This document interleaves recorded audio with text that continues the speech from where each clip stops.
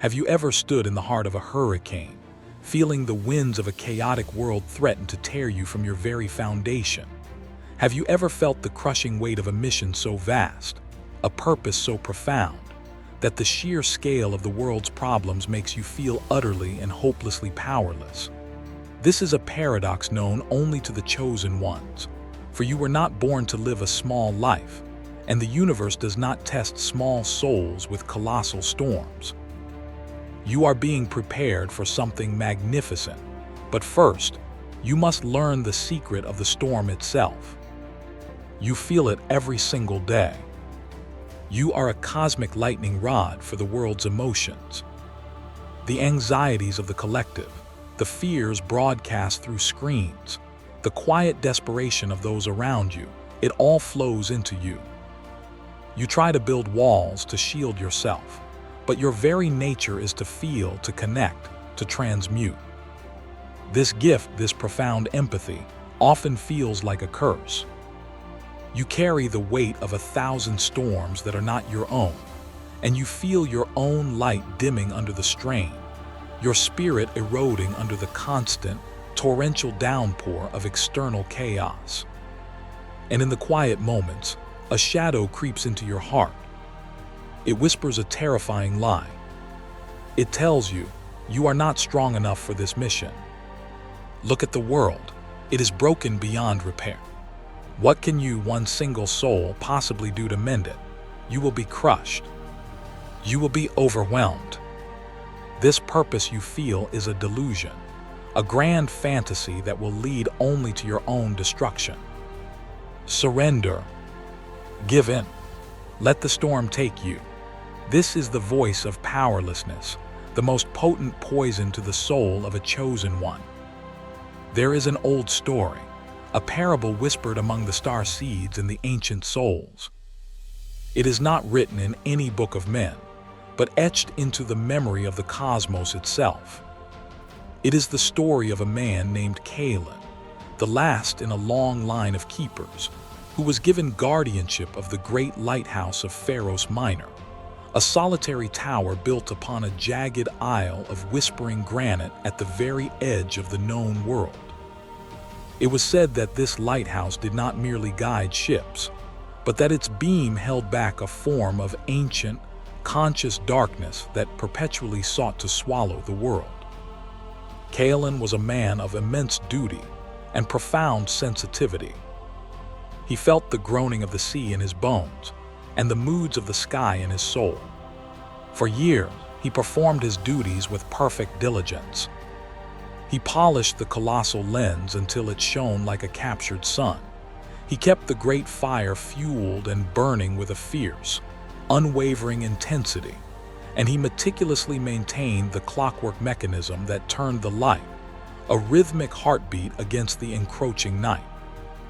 He was content in his solitude, for he knew the gravity of his mission. His purpose was clear. His world was the tower, and his responsibility was the light. But the elders had warned him. One day, a storm unlike any other would come. They did not call it a hurricane or a cyclone. They called it the malaise, the storm of whispers. They said it was not a storm of wind and water, but a storm of doubt and despair, a tempest of the soul that could extinguish the most resolute of flames. Kaelen, in his youthful confidence, believed his discipline and his commitment were enough. He believed the strength of the granite tower was his own strength, and that he was, like the lighthouse, impervious to any storm. The storm began not with a thunderclap, but with a strange, unsettling silence. The gulls stopped their crying. The waves, usually a chaotic symphony against the rocks, fell into a low, monotonous hum. A thick gray fog rolled in, not from the sea, but seemingly from the sky itself, blanketing the island in a cold, damp shroud. Kaelen felt a chill that had nothing to do with the temperature.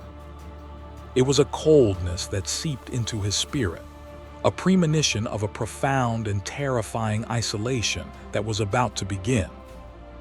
Then the whispers started. At first they were faint, like the sighing of the wind through a keyhole. But they were not the wind. They carried words. They were the voices of every sailor ever lost to the sea, every mariner who had cursed his fate upon the rocks. They whispered of futility. "Your light is a joke," they hissed. "A single candle against an infinite. The darkness always wins, keeper. It always has." The voices were relentless, seeping through the stone walls, echoing in the spiraling stairwell. Kaelen tried to fight back. He worked harder, polishing the lens with a frantic energy, stoking the fire until it roared like a captured dragon. He shouted back at the voices, his own words of defiance swallowed by the growing tempest. But the storm only grew stronger in response to his struggle.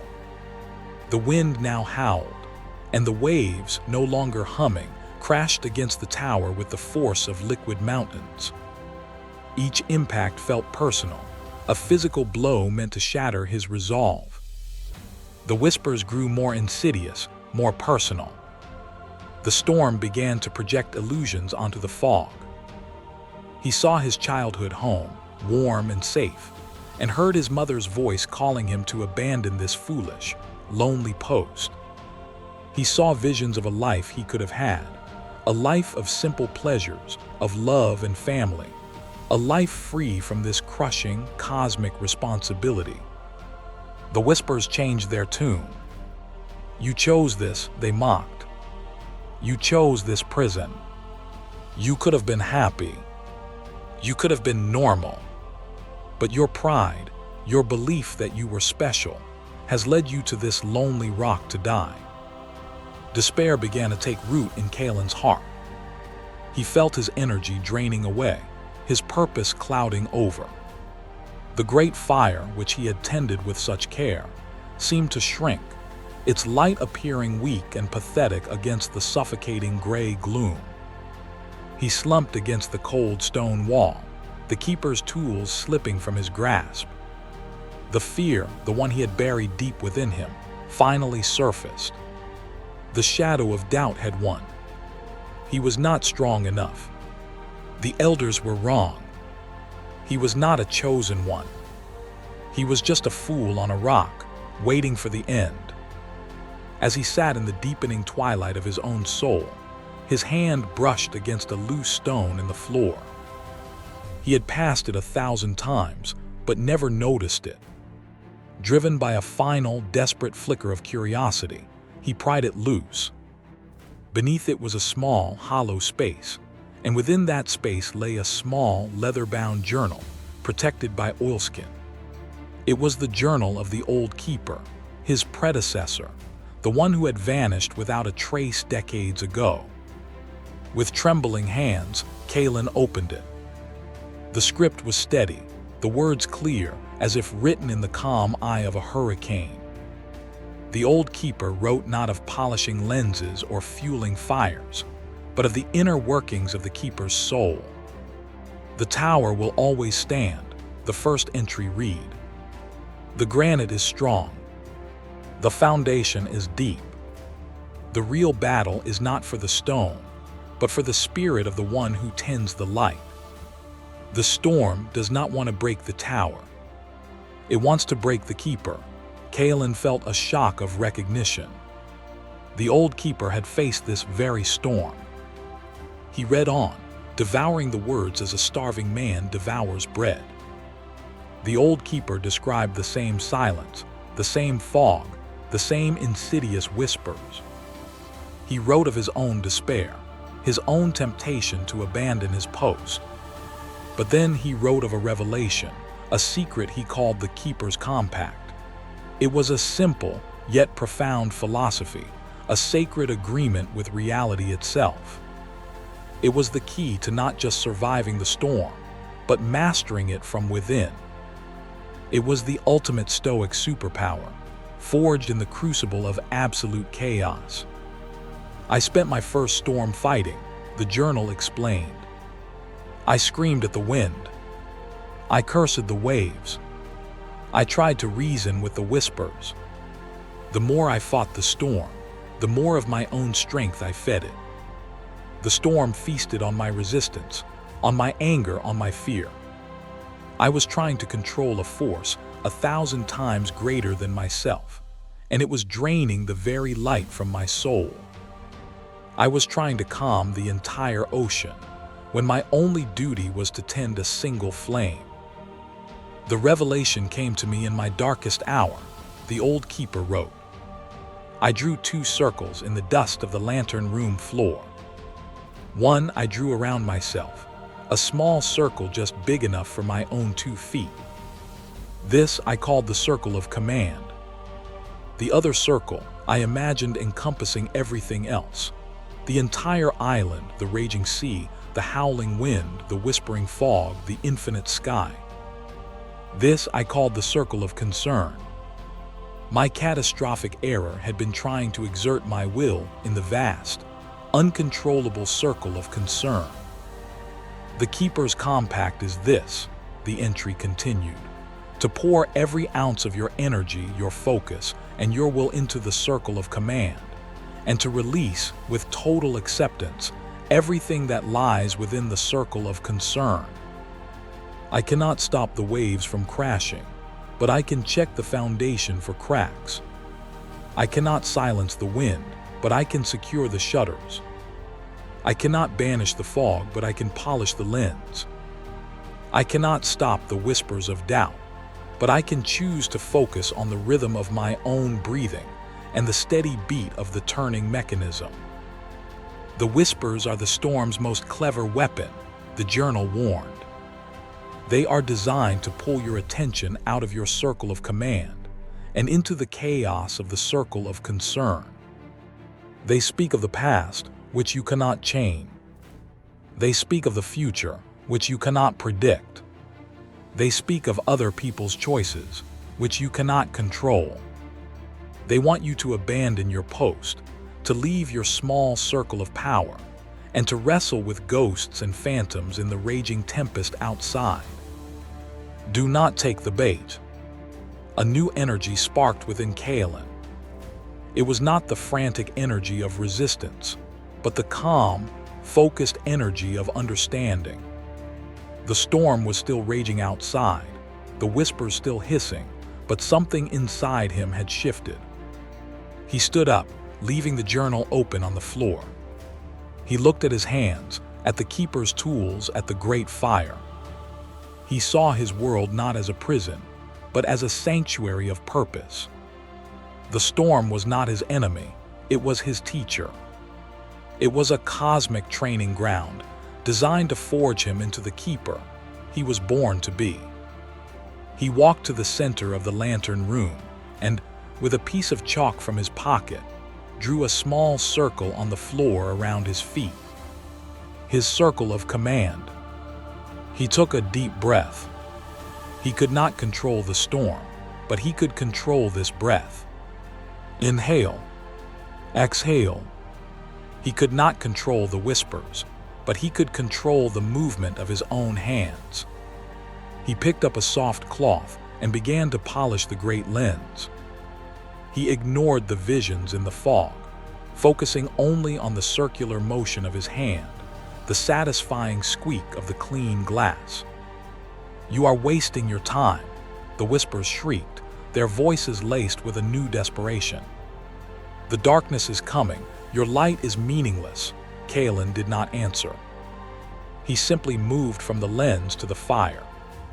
He checked the fuel stores. He calmly and deliberately added another log.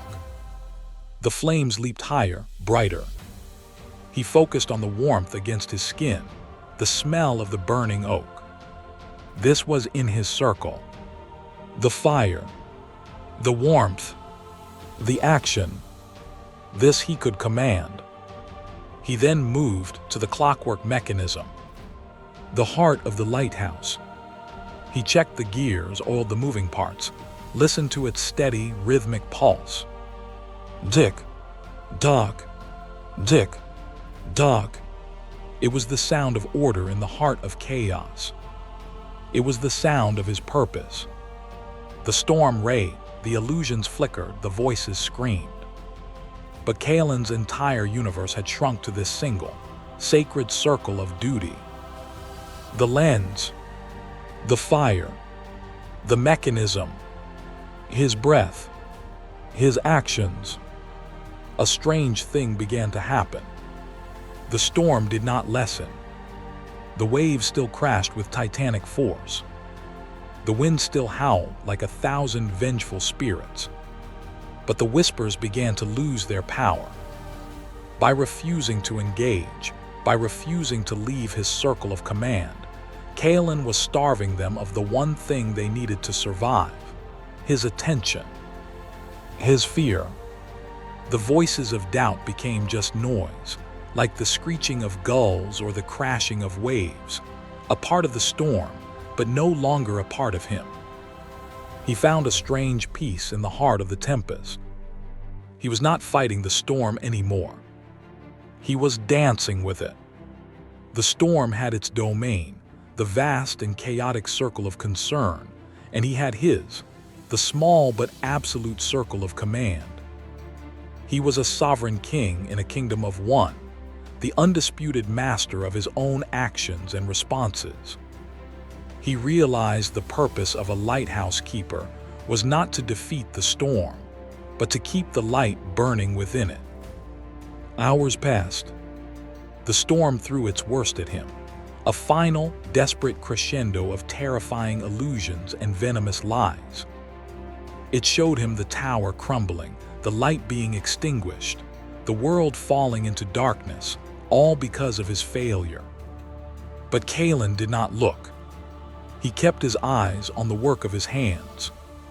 He kept his mind on his breath. He had made his compact. He had chosen his circle. He would be the calm anchor in the heart of the raging sea. He was the keeper, and the keeper's work was here.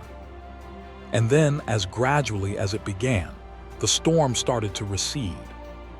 The wind shriek softened to a mournful sigh. The waves' furious assault calmed into a steady, rhythmic surge.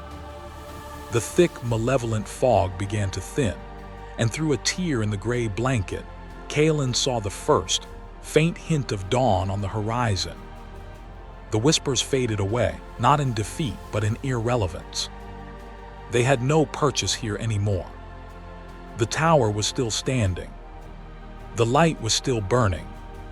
And the keeper was still at his post. As the sun rose, casting a golden path across a now tranquil sea, Kaelen stood in the lantern room, bathed in the morning light. He was not the same man who had faced the sunset. The youthful confidence had been burned away, replaced by a deep, quiet, and unbreakable strength. He had not conquered the storm. He had conquered himself. He had learned the ultimate secret. True power is not the ability to control the world, but the wisdom to control your response to it. You chosen one are Kaelen. This world, with all its chaos, its noise, its endless dramas and manufactured fears, is your storm. The lighthouse is your sacred mission, the unique purpose that only your soul can fulfill. And the storm of whispers is the constant barrage of doubt, distraction, and despair sent to pull you from your post.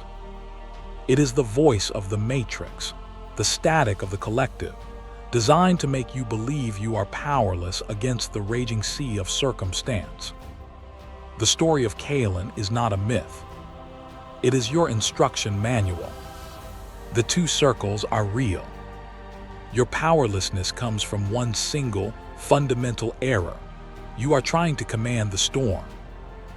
You are wrestling with the circle of concern.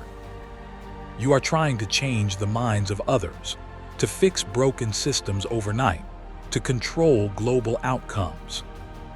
You are feeding the storm with your own precious life force, your own divine energy, and it is leaving you exhausted and hopeless. The superpower of the Stoics, the secret of the Keeper's compact, is realizing where your true domain lies. It is in your response. It is in your focus. It is in your next breath. The chaos of the world cannot touch the core of you unless you allow it to. The whispers of the collective cannot poison your spirit unless you invite them in for conversation. Your mission is not to calm the ocean.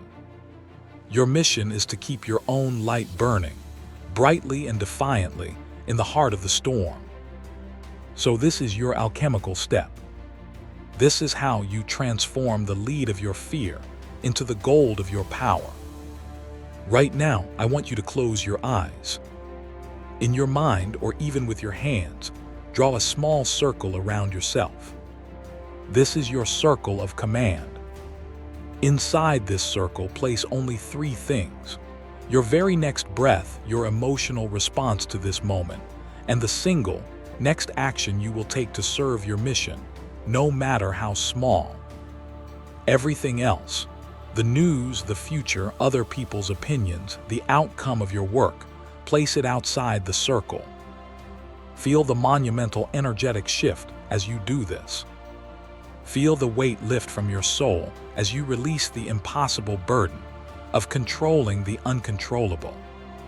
The world can rage. The whispers can hiss. It does not matter. Here in your circle, you are sovereign. You are the keeper.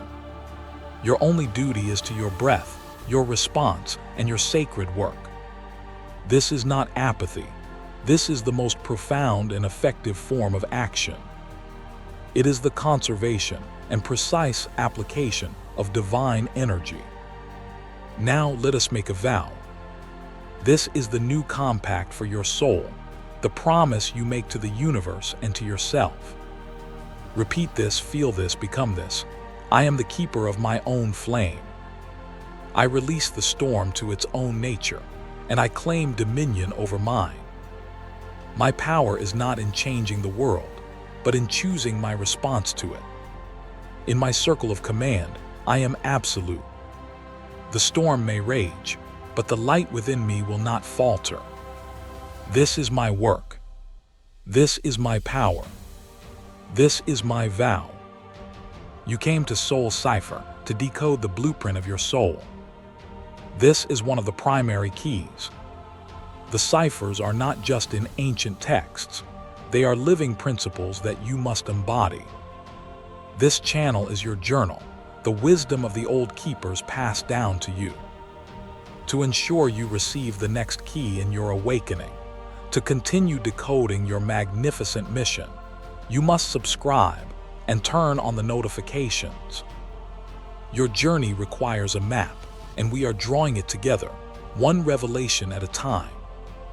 Stay the course, Keeper. Your light is needed now more than ever.